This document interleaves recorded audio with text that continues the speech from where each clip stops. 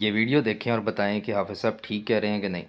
لوگوں کے کاروبار ان کی آنکھوں کے سامنے جل کر راکھ ہو گئے. کیا کمپنسیشن دے سکتے ہیں آپ ان لوگوں کو؟ کیا آپ ان کو بتا سکتے ہیں؟ آپ کہتے ہیں ہم بلڈنگ بنائیں گے. ہمیں معلوم ہے آپ کیا بلڈنگ بناتے ہیں. آپ کی جو قبضہ کیا تھا آپ نے کراچی بلڈنگ کنٹرول اتھارٹی پہ اور اس کو سندھ بلڈنگ کنٹرول اتھارٹی بنایا تھا. ایم کیو ایم کے ساتھ مل کر یہ سارے ڈرامے ہوتے رہے. کراچی کے ایک ایک ادارے پر وڈیروں کا قبضہ ہوتا رہا ہے. اور اس ایس بی سی اے کے کوڈ میں کیا بلڈنگ کوڈ میں یہ سب چیزیں موجود نہیں ہیں؟ اگر یہ آپ کہتے ہیں کہ بلڈنگ میں موجود لوگوں کی ذمہ داری ہے کہ وہ ایگزٹ کو خالی رکھیں، تو یہ جو لوگ آ کر سندھ بلڈنگ کنٹرول اتھارٹی کے فارم فل کرتے ہیں اور کاغذ کا پیڈ بھرتے ہیں، تو وہ بتائیں نا کہ وہ کس بنیاد پر اوکے کر رہے ہوتے ہیں بلڈنگ کو. اس کو کیوں نہیں قفل لگاتے؟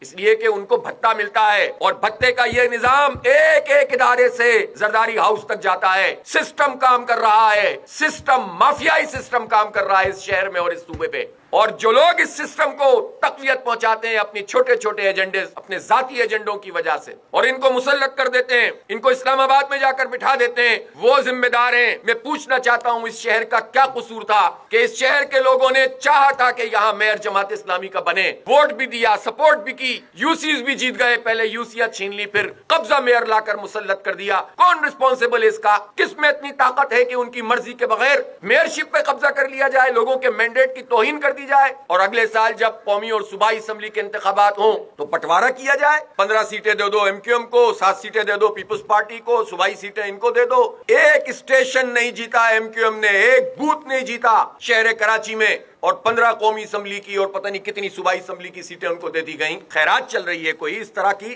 عوامی مینڈیٹ کی توہین کر کے؟